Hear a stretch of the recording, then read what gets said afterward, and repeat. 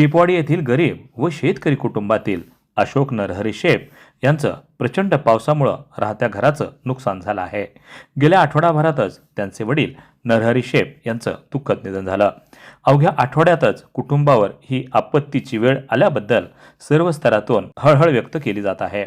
पावसामुळे घराचंच नाही तर पशुधन समजल्या जाणाऱ्या जनावरांचा निवारा म्हणजे कोटा तो सुद्धा जमीनदोस्त झाला आहे। पावसामुळे घरातील साहित्याची नासधूस झाली आहे। घरातील खाद्य व इतर साहित्य पावसात भिजल्यानं खराब झालं आहे। तहसीलदार व मंडळ अधिकाऱ्यांनी तात्काळ पंचनामा करून उघड्यावर आलेल्या अशोक नरहरी शेप व त्यांच्या कुटुंबियांना आर्थिक मदत करून सहकार्य करावं अशी मागणी शेपवाडी ग्रामस्थांच्या वतीनं करण्यात येत आहे।